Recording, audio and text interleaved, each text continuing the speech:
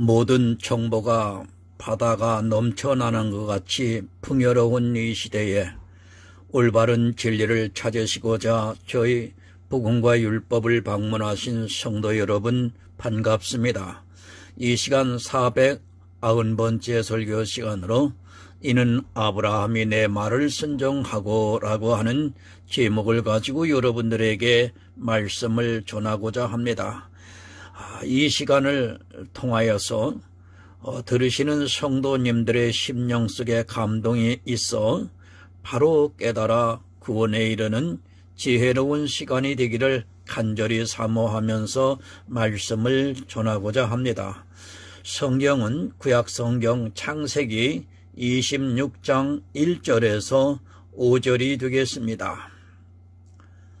아브라함 때에 첫 흉년이 들었더니 그 땅에 또 흉년이 들매 이삭이 그랄로 가서 블레셋 왕 아비멜렉에 이르렀더니 여호와께서 이삭에게 나타나 가라사대 애굽으로 내려가지 말고 내가 네게 지시하는 땅에 거하라. 이 땅에 유하면 내가 너와 함께 있어 네게 복을 주고 내가 이 모든 땅을 너와 네 자손에게 주리라.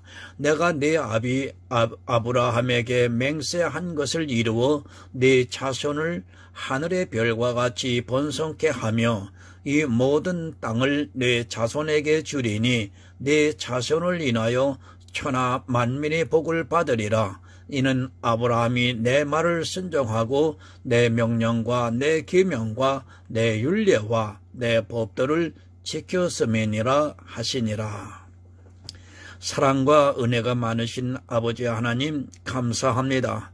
이 시간을 통하여 하늘의 비밀을 전할 수 있게 하심을 감사합니다. 아브라함이 하나님의 말을 듣고 순종했다고 그랬습니다. 과연 이 순종이 무엇인지에 대해서 하나님 전하고자 합니다. 보혜사 성령께서 함께해 주셔서 바로 전하고 또한 바로 깨달아 영혼 구원에 이르는 지혜로운 시간이 되기를 사모합니다. 또한 그렇게 영혼 구원에 이르는 한 영혼들을 통해서 하나님 오늘도 보좌에서 기뻐하여 주시옵소서. 예수 그리스도의 이름으로 기도드리옵나이다. 아멘. 성경에는 모든 답이 있습니다. 우리 인생들을 구원하시고자 하는 하나님의 모든 뜻이 담겨져 있고 그것을 아는 성도만이 구원을 얻을 수 있습니다. 하지만 사람들이 성경을 보고 있지만 인생의 지식으로는 이 성경을 아무리 많이 보고 연구를 한다 해도 영생을 얻을 수 없는 것이 또한 분명한 사실입니다. 그래서 은혜입니다. 내가 지적인 수준이 높아서 이 성경을 보고 구원에 이르는 길을 찾을 수 있다면 참 좋은데 하나님께서 그것을 허락하지 않았습니다. 우리가 잘 알고 있듯이 이스라엘이 이 성경을 어려서부터 보면서 하나님의 뜻을 알고자 했지만 그들은 오히려 율법주의에 빠지고 말았고 예수 그리스도를 십자가에 못 박아 죽이는 악을 행하고 말았습니다. 왜 그랬습니까? 그들은 성경을 보아도 알 수 없었습니다. 성경이라는 것이 바로 이렇다는 것을 늘 기억하고 있어야 합니다. 신학을 공부했다고 해서 그리고 성경을 100번 정도 읽었다 해서 그리고 진심으로 하나님을 섬기고 천국에 가고 싶다고 해서 이 성경을 볼 수 있는 지혜가 주어지는 것이 절대로 아닙니다. 그것은 내 진심입니다. 그리고 내 노력입니다. 하지만 사람들은 자기가 그렇게 하는 것으로 성경의 모든 비밀을 알 수 있다고 착각을 하고 있습니다. 또 우리말에 지성이면 감천이라는 말이 있듯이 내가 그렇게 하면 하늘도 움직일 수 있다는 샤머니즘적인 생각이 팽배해 있는 것도 심각한 문제라고 볼 수 있습니다. 그러한 잘못된 사상이 우리 안에 깊숙이 들어와 있는 상태에서는 사실 진리를 알기가 쉽지가 않습니다. 그런 생각부터 버려야 합니다. 성경을 보는 마음부터가 바뀌지 않고는 성경에서 예수 그리스도를 알 수도 없고 또 영생을 얻을 수 없다는 것을 늘 기억하고 있어야 합니다. 내가 진심이면 상대도 진심이라는 것 자체가 사실은 모순이 되는 말인데도 우리나라의 오래된 생각에서 비롯된 그런 생각들이 사람들의 사고를 깨지 못하고 있는 것이 심각한 문제입니다. 성경은 지식입니다. 그리고 냉정합니다. 좋은 것이 좋다는 생각부터 버려야 합니다. 하지만 사람들은 샤머니즘에 오랫동안 젖어 있었기 때문에 아니 우리 사회는 아직까지 그런 사상으로 물들어 있기 때문에 교회에 나와서도 그런 사상을 버리지 못하고 있습니다. 그렇게 믿으려 하고 있습니다. 내가 하나님을 잘 믿으면 하나님께서 나를 생각하시고 구원해 주실 것이라는 막연한 기대감과 그리고 교회 안에서 자기들이 하고 있는 신앙생활을 보면서 자기가 믿음이 있다고 착각을 하고 있습니다. 그런 지성이면 감천이라는 생각 때문에 교회는 더욱더 행위를 잘 하려고 노력을 하고 있고 그것이 심각한 율법주의로 빠지고 있는데도 깨닫지를 못하고 있습니다. 한국의 기독교는 종교입니다. 이미 그리스도인이라는 것에서 벗어나 있다는 것을 깨달아야 합니다. 우리나라에 기독교가 들어올 때부터 잘못 들어왔고 그것이 우리나라에 있던 샤머니즘과 맞물리면서 종교화되었습니다. 그것이 지금 이 시대 교회의 모습이라고 보면 맞습니다. 그래서 어떻게 합니까? 새벽같이 일어나 기도를 하고 있습니다. 그것이 어디서부터 출발한 것입니까? 우리 옛 어머니들이 새벽에 일어나 정화수를 떠놓고 빌던 그 모습이 그대로 재현이 되고 있습니다. 성경 어디에 새벽 기도가 있습니까? 그것이 우리나라에서 시작이 되었다는 것을 알아야 합니다. 그것은 이미 불교에서 늘 하고 있었던 참불이라는 것을 깨달아야 합니다. 산사를 가보시기 바랍니다. 그들은 새벽 4시도 안 되어서 일어나 불경을 외우고 있습니다. 그것이 우리나라의 대표적인 모습입니다. 우리나라의 종교는 이렇다는 것을 1000년 이상을 그렇게 생각하고 내려왔습니다. 그런 것을 종교의 기준으로 가지고 있었던 사람들에게 누군가 새벽 기도를 제안했고 그것이 이 시대에 복을 받는 기도로 연결이 되고 있습니다. 무엇이 다릅니까? 어머니가 정화수를 떠놓고 기도를 했던 것과 지금 이 시대 교회에서 새벽같이 나와서 기도를 하는 것과 무엇이 다릅니까? 어머니들은 자기들의 신을 찾았고 지금은 예수 그리스도의 이름으로 기도하는 것이 다릅니까? 그런 무지에서 새벽 기도가 지금까지 시행되고 있고 그것을 아주 정당한 예배가 되어 지키고 있는 것이 이 시대 교회입니다. 빌던 내용이 똑같습니다. 다만 찾던 신이 다를 뿐이지 그들이 빌고 있는 기도의 내용은 같다는 것을 깨달으시기 바랍니다. 다만 예수 그리스도의 이름으로 기도하고 있을 뿐이지 옛 어머니들이 정한수 떠놓고 하던 기도의 내용과 다를 것이 없다면 그것은 한마디로 샤머니즘이라는 것을 깨달아야 합니다. 이것이 한국교회입니다. 과연 그 안에 그렇게 새벽 기도를 하고 있는 사람들이 구원을 받을 수 있다고 생각합니까? 샤머니즘적인 것을 그대로 끌고 들어와 하나님을 찾는 그것으로 모든 것이 다 용납이 된다고 생각하지 마시기 바랍니다. 그렇게 새벽 기도를 하고 있는 그것으로 망하는 길로 간다는 것을 알아야 합니다. 특별 새벽 기도, 입학시험 새벽 기도 이런 것이 사실은 다 정화수를 떠놓고 하던 기도라는 것을 여러분 잊어서는 안 됩니다. 우리는 그런 일을 해서는 절대 안 됩니다. 왜 그런 일을 합니까?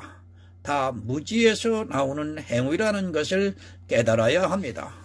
그런 행위들을 하면서도 오히려 그 새벽 기도를 하는 사람이 믿음이 좋은 사람이 되어 있는 것이 이 시대 교인들의 생각입니다. 정말 그런 것에서 여러분이 벗어나지 못한다면 절대로 구원을 받을 수 없다는 것을 깨달아야 합니다. 성경 어디에 새벽 기도를 하라고 말씀을 하고 있습니까? 시편에서 새벽에 하나님이 도우시라는 그 말씀 때문에 사람들이 새벽 기도의 타당성을 이야기하는데 정말로 무지한 생각입니다. 이사야 6장 9절을 좀 보겠습니다.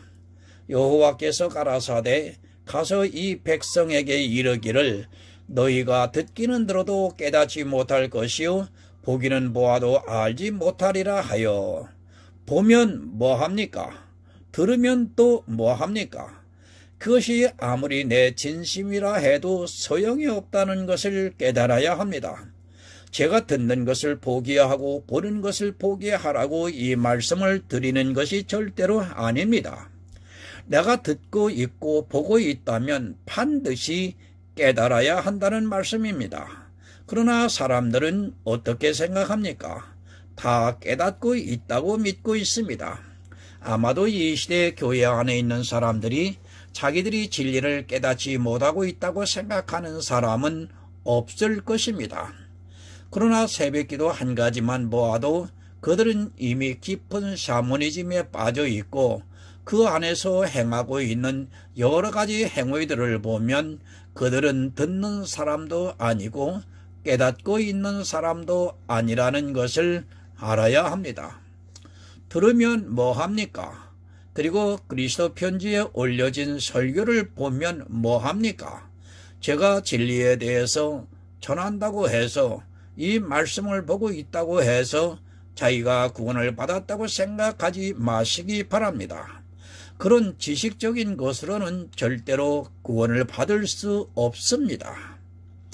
그리스도 편지를 보시는 분들에게 그리고 복음과 율법을 보시는 분들에게 진심으로 부탁드립니다.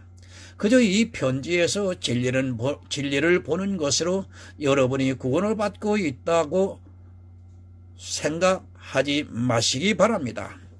새벽 기도를 하는 교회에 나가고 있고 그 교회 안에서 사람들이 하고 있는 율법적인 행위를 하면서 그리스도 편지와 복음과 율법을 통해서 성경을 많이 아는 것으로 구원을 받을 수 있다는 생각은 아예 버리시기를 바랍니다.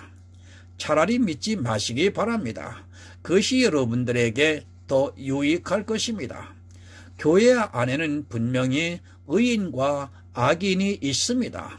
그러나 악인이 있는 곳에서 악인이 왕이 되어 있는 곳에서는 의인이 나올 수 없다는 것을 깨달아야 합니다. 의인이 있는 곳에서도 의인이 나오는 것이 쉽지가 않은 일인데 악인이 왕이 되어서 치리하고 있는 교회에서 자기가 그리스도 편지와 복음과 율법에 올려있는 설교를 보면서 조금 한다고 해서 구원을 받을 수 있다는 것은 큰 착각이라는 것을 깨달아야 합니다. 안타깝습니다. 제가 그리스도 편지 아카데미를 꼭 들으라고 하는 것이 절대로 아닙니다. 안 들어도 좋습니다. 그러나 악한 일들을 행하고 있는 그곳에서 자기가 구원을 받을 수 있다는 생각 자체가 너무도 어리석다는 것을 말씀드리는 것입니다. 듣기는 들어도 보기는 보아도 깨닫지 못하고 있기 때문에 새벽 기도를 하면서 샤머니즘에 빠져 있는 그 교회에서 나오지를 못하고 있는 것입니다.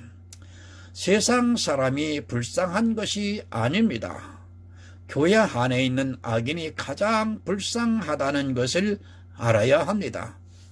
자기는 구원을 받을 것이라고 열심을 내서 새벽 기도를 하고 있고 또 여러 가지 행위를 하면서 악을 행하고 있는 모든 사람이 주님께서 오시는 날에 가장 불쌍한 사람이 된다는 것을 이 시간 깨닫기 바랍니다. 성경으로 돌아가시기 바랍니다.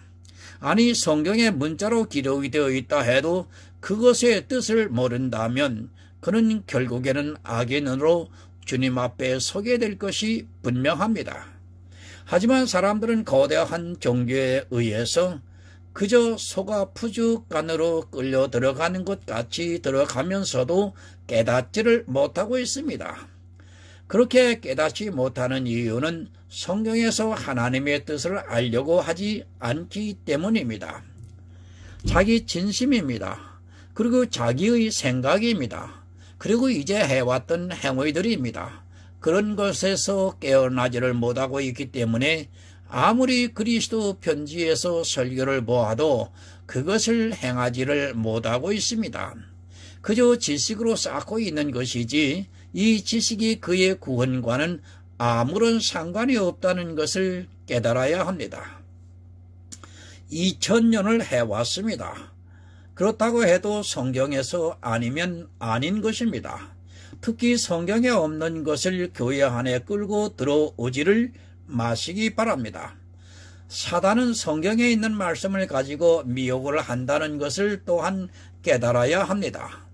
사단이 얼마나 지혜롭다는 것을 모르기 때문에 그리고 성경 말씀으로 미혹한다는 것을 깨닫지 못하기 때문에 사망으로 가면서도 그저 감각이 없이 끌려가고 있습니다. 시편에 새벽이라는 말씀이 있습니다. 그것이 진짜 우리가 맞이해야 하고 있는 하루의 새벽입니까? 사단은 그렇게 성경에 있는 말씀을 가지고 타당성 있게 교인들을 미혹하고 있다는 것을 깨달아야 합니다. 봐라, 하나님께서 새벽에 도우신다고 하신다. 그러니까 너희들이 새벽에 기도를 하면 하나님께서 그 기도를 들어주실 것이라고 하면서 우리 어머니들이 했던 정한수를 떠놓고 했던 기도를 그대로 하게 만들고 있다는 것을 깨달아야 합니다. 이것이 사단입니다. 제가 이렇게 말씀을 드리면 오히려 제가 드리는 말씀이 이상하다고 할 사람이 많을 것입니다. 새벽에 도우시라는 것은 그렇게 빨리 일찍 도우신다는 의미이지 마치 하루의 시작 새벽으로 생각해서는 안 됩니다.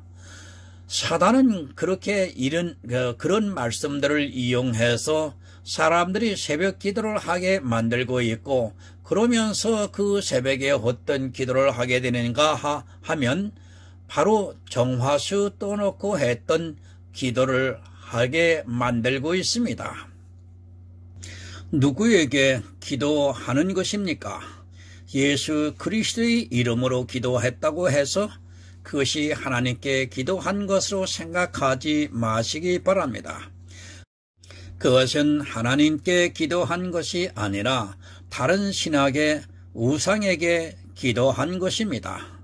이런 것을 모르다 보니까 사람들이 자꾸 종교적인 행위에 빠지게 되어 있고 그것으로 인하여 그 영혼이 망하는 길로 가고 있으면서도 성경을 모르니까 깨달을 수가 없습니다.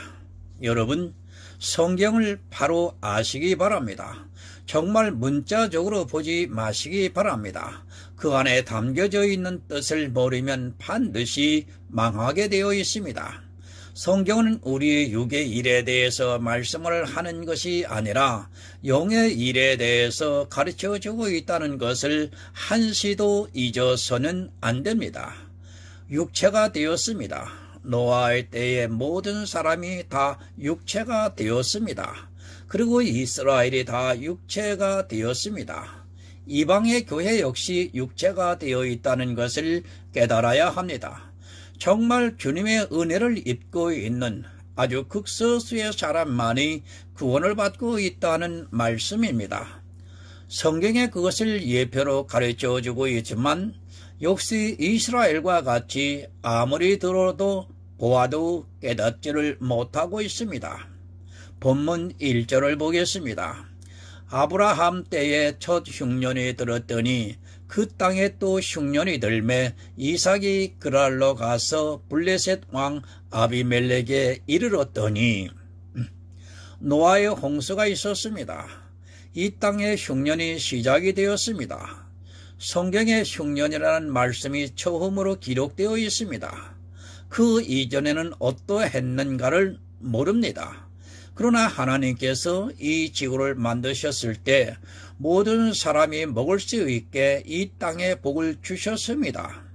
하지만 아담이 범죄를 하고 난 후에 땅의 저주를 받아 사람이 수고의 땀을 흘려야 먹을 수 있게 되었습니다.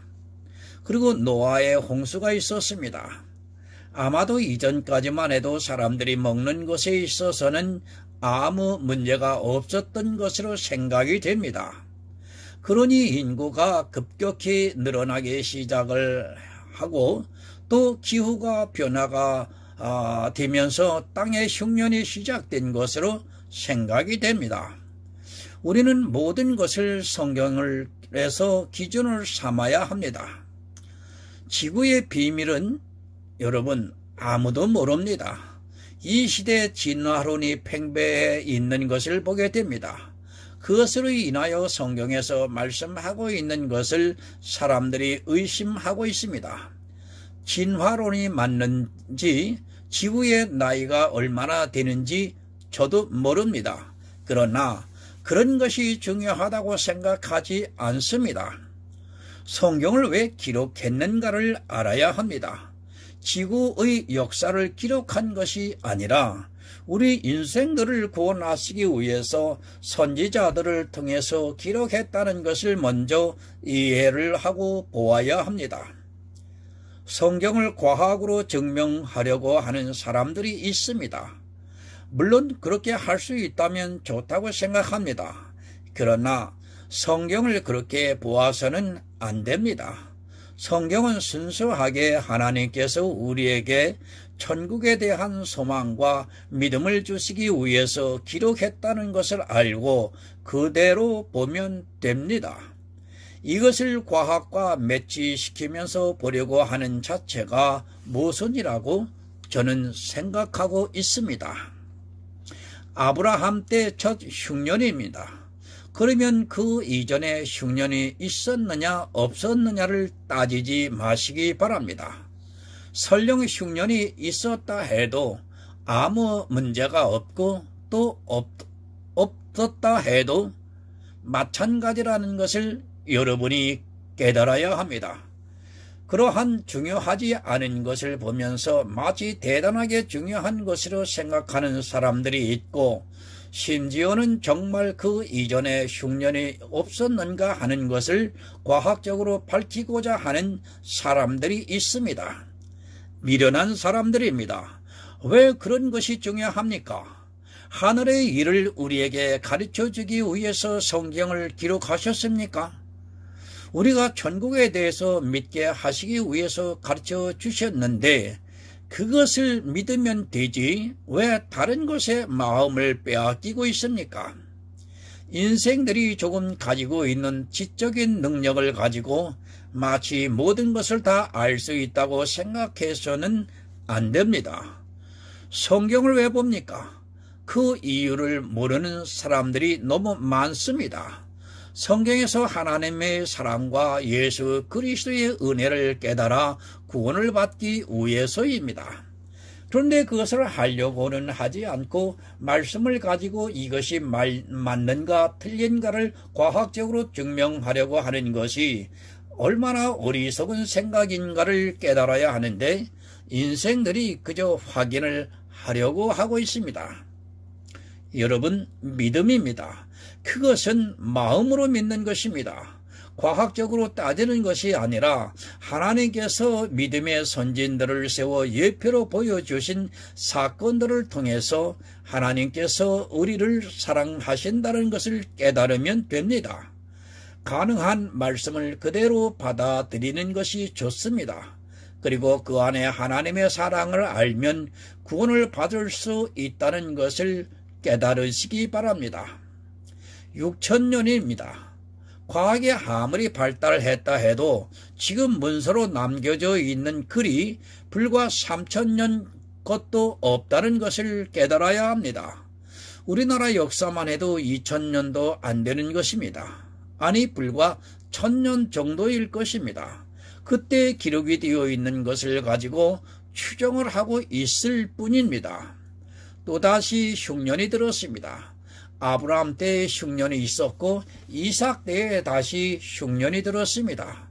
그러자 이삭이 가나안에서 그랄로 가서 거기 거하겠다고 말씀을 하고 있습니다. 이삭도 유목을 했기 때문에 흉년이 들면 초지가 많은 곳으로 이동을 했습니다. 지금과 같이 누구 땅이라는 것이 명확하던 때가 아니기 때문에 쉽게 이동을 했던 것으로 보여집니다. 본문 2절을 봅니다. 여호와께서 이삭에게 나타나 가라사대 애굽으로 내려가지 말고 내가 네게 지시하는 땅에 거하라. 애굽입니다. 나일강이 흐르고 있어서 아마도 애굽은 농사가 잘 되었던 것으로 생각하고 있습니다. 물론 육적으로도 볼 때도 그렇지만 영적으로는 이 애굽은 풍족한 세상이라는 것을 성경에서 그 의미를 알 수 있습니다. 그래서 아브라함도 애굽으로 내려갔던 것으로 생각됩니다. 흉년이 들었습니다. 그러자 이삭도 자기 아버지가 흉년이 들었을 때 애굽으로 갔던 것을 생각하고 그것으로 가려 했던 것으로 생각이 됩니다. 그러자 하나님께서 나타나셔서 애굽으로 내려가지 말라고 말씀을 하고 있습니다. 사람은 자기에게 어떤 환경과 변화가 오면 편한 곳을 찾아 떠나게 되어 있습니다. 애굽이라는 것은 그런 의미를 갖고 있습니다. 이스라엘을 보시기 바랍니다. 성경을 보면 그들이 얼마나 애굽을 의지했는가를 알 수 있습니다. 그것은 이 세상을 의미하고 있고 자기들에게 조금 어려움이 있으면 그렇게 세상으로 가려고 하는 것을 예표로 가르쳐주고 있습니다. 지금 이삭도 흉년이 들자 사람의 이성에 따라 애굽으로 가려고 하는데 하나님께서 애굽으로 가지 말고 내가 지시하는 땅에 거하라고 말씀을 하고 있습니다. 애굽으로 내려가지 마시기 바랍니다. 지금도 마찬가지입니다. 이 애굽은 구약에서 세상에 되어 있지만 지금은 보이는 교회라고 볼 수도 있습니다. 이 시대의 교회는 너무도 의지하고 쉽고 편안한 것으로 변해버리고 있습니다. 아니, 변해버렸습니다. 교인들에게는 이 애굽만큼 편하고 좋은 것이 없기 때문에 사람들이 다 그 교회 안에서 안식을 누리는 것 같이 평안해하고 있는 것을 볼 수 있습니다. 내가 평안하게 느끼는 것이 애굽입니다. 이 시대의 교회가 교인들에게는 그렇다는 것을 깨달아야 합니다. 그렇기 때문에 애굽으로 한번 내려가면 다시 올 생각을 하지 않고 있습니다. 하나님께서는 이삭을 통해서 그것을 가르쳐주고 있습니다. 애굽으로 내려가지 말고 반드시 하나님께서 지시하는 곳에서 있어야 보호를 받을 수 있습니다. 3절을 보겠습니다. 이 땅에 요하면 내가 너와 함께 있어 네게 복을 주고 내가 이 모든 땅을 너와 네 자손에게 주리라. 내가 네 아비 아브라함에게 맹세한 것을 이루어. 세 번역을 보겠습니다. 네가 이 땅에서 살아야 내가 너를 보살피고 너에게 복을 주겠다. 이 모든 땅을 내가 너와 너의 자손에게 주겠다. 내가 너의 아버지 아브라함에게 맹세한 약속을 이루어서. 여러분, 땅입니다. 사실 땅이 무슨 의미가 있습니까?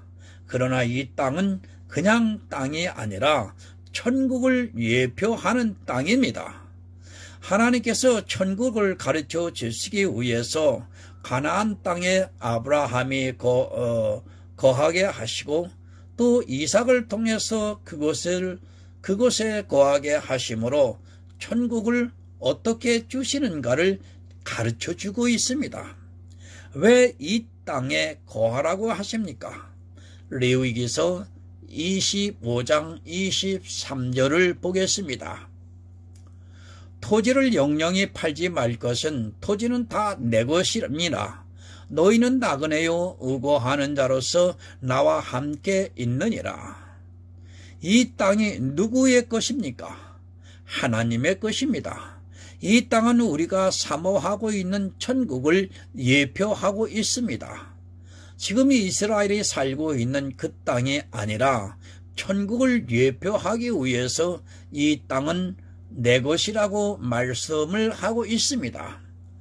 천국은 하나님의 것이라는 것을 가르쳐주고 있는 말씀입니다. 이 시대는 착각을 하고 있습니다.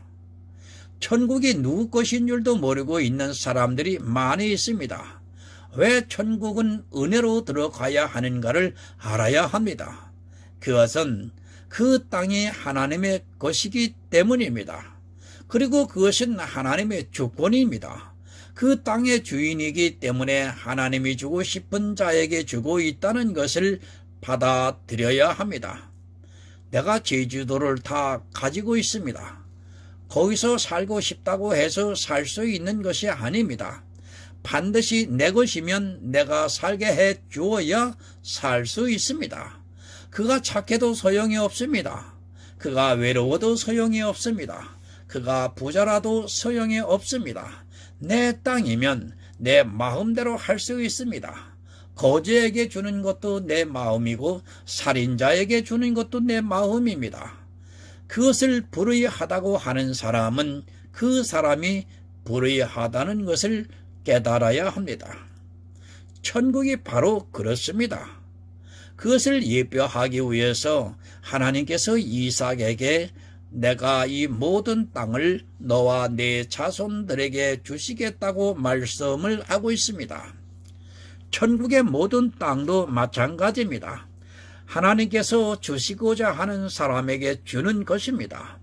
그래서 은혜라고 밖에 설명이 안 되는 것입니다. 하지만 이 시대는 그것이 불의하다고 하면서 교회 안에서 자기들이 선하고 의롭게 행한 그것을 통해서 자기들 마음대로 천국을 받으려 하고 있지만 실상은 그들은 절대로 천국에 들어갈 수 없다는 것을 깨달아야 합니다.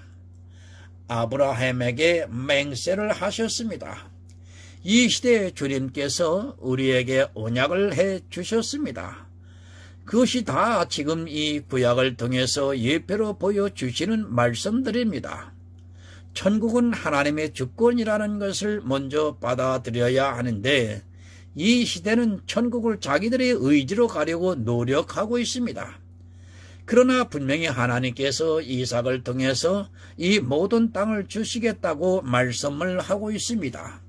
그것은 땅의 주인이 하나님이라는 것을 가르쳐주는 말씀입니다. 4절을 보겠습니다. 네 자손을 하늘의 별과 같이 번성케 하며 이 모든 땅을 네 자손에게 주리니 네 자손을 인하여 천하 만민이 복을 받으리라. 똑같은 언약입니다. 아브라함에게 하셨던 그 언약을 지금 이삭을 통해서도 똑같이 해 주시고 있습니다. 이 언약은 또 야곱에게도 해 주시고 있습니다. 그것은 다 예표입니다. 이 이삭은 약속을 받은 자라고 성경이 가르쳐주고 있습니다.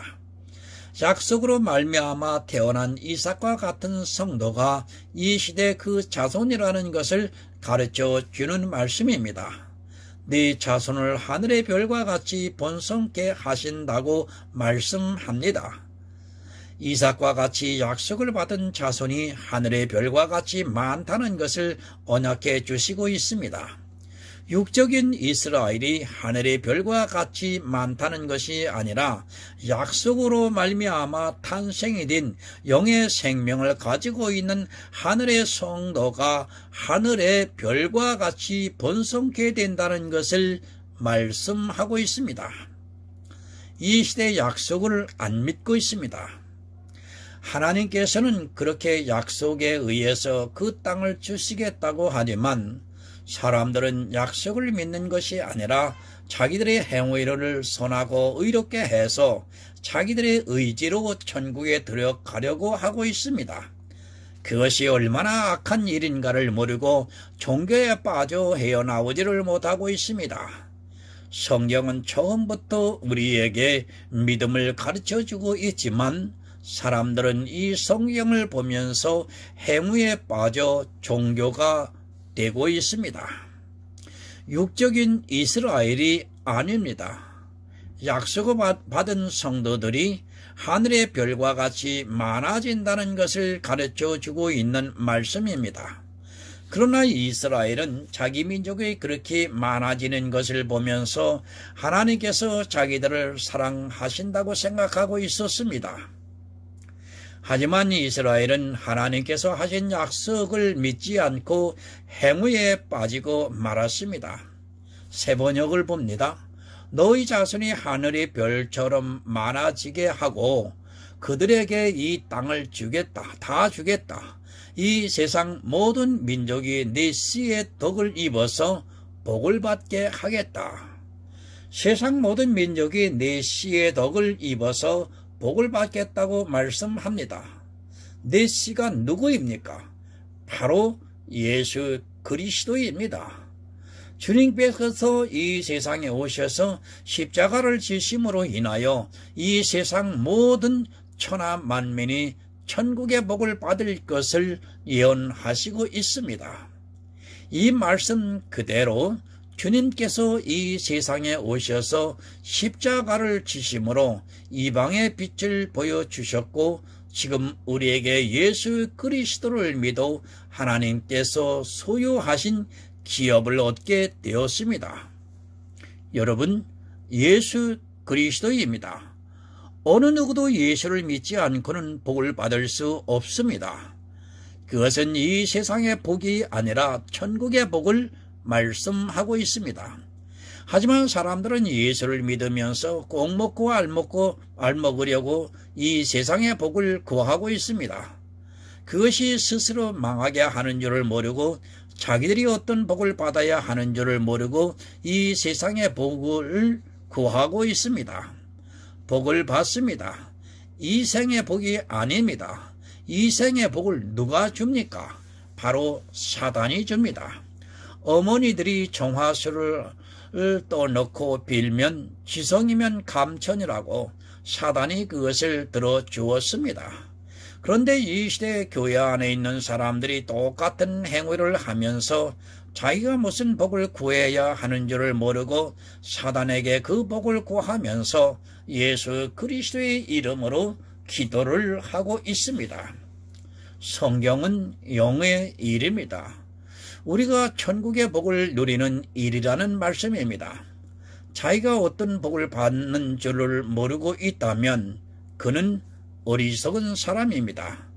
자기들이 빌고 있는 복을 누가 주는 줄을 모르고 성경의 복이라고 말씀이 있으니까 무조건 복을 받기 위해서 정화수를 떠놓고 새벽마다 기도하고 있습니다. 5절을 봅니다. 이는 아브라함이 내 말을 순종하고 내 명령과 내 계명과 내 율례와 내 법도를 지켰음이니라 하시니라. 이 모든 땅을 네 자손에게 주시겠다고 말씀합니다.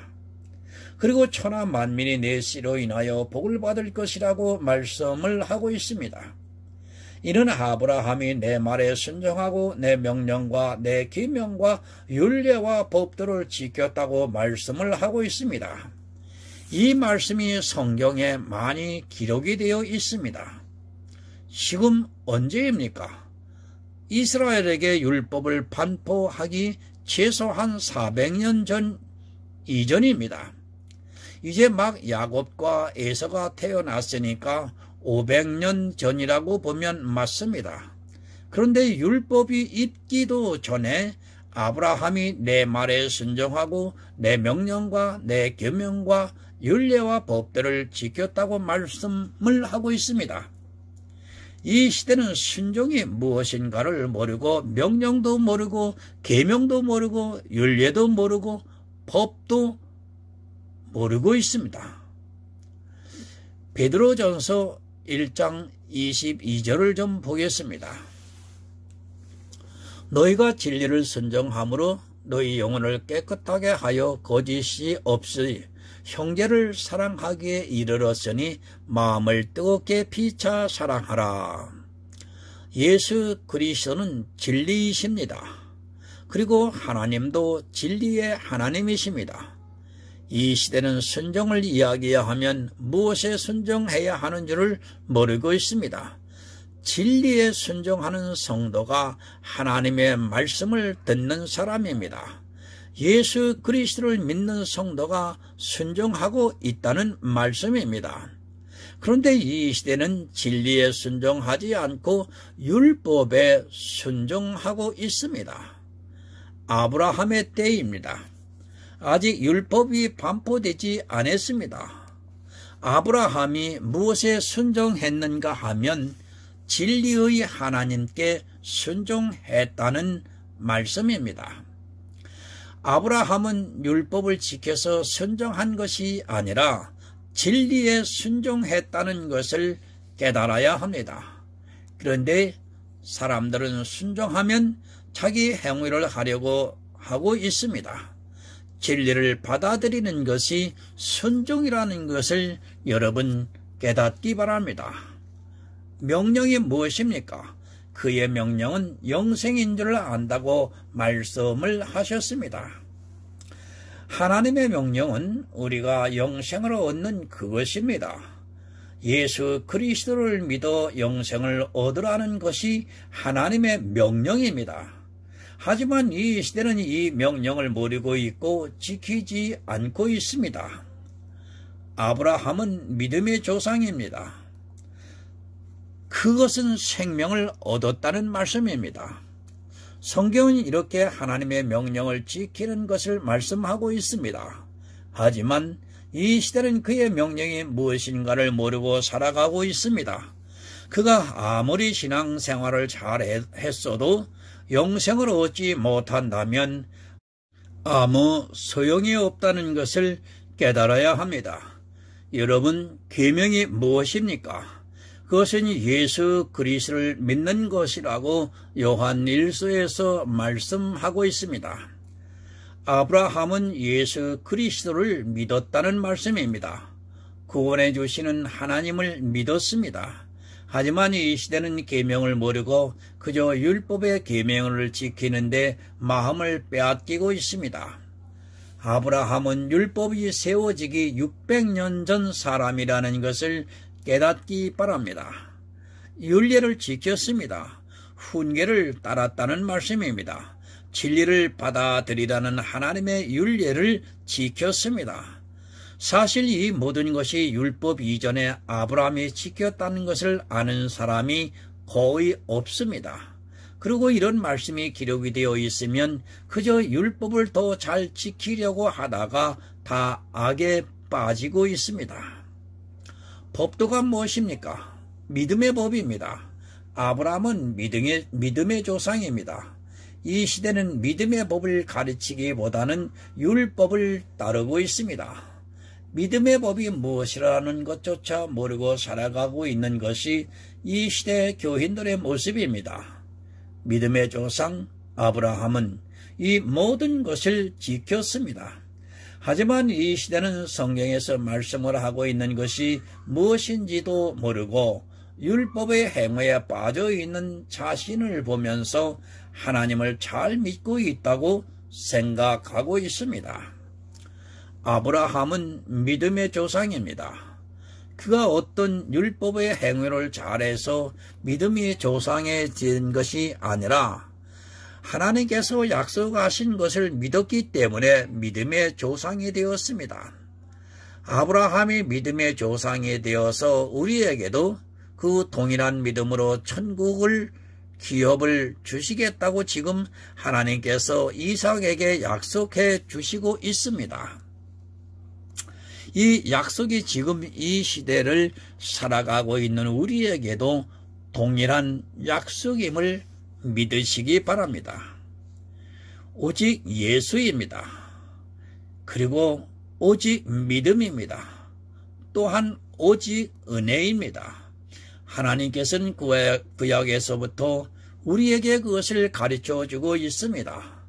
주님께서 우리에게 일방적으로 언약을 해 주셨습니다. 십자가에서 흘리신 피로 우리를 구원해 주시겠다는 말씀입니다. 예수 그리스도를 믿어 천국을 기업으로 받는 성도가 되어 주님께서 오실 때 영접을 받아 천국에서 모든 축복을 누리시기를 예수 그리스도의 이름으로 부탁드립니다. 하나님 아버지 감사합니다. 하나님의 은혜의 선물에 따라 영혼 생명에 대한 말씀을 전했습니다. 하나님께서 모세를 통하여 율법을 반포하기 600년 전에 이미 아브라함은 하나님의 말씀을 믿었습니다. 그리고 그 윤리와 법들을 다 지켰다고 했습니다. 과연 이것이 무엇인지에 대해서 하나님 전했습니다. 또한 들었습니다. 그 심령 속에 성령의 감동, 감화를 주셔서 영의 말씀을 바로 깨달아 구원에 이르는 지혜로운 하나님의 아들들이 되게 하여 주시옵소서. 예수 그리스도의 이름으로 기도드리옵나이다. 아멘.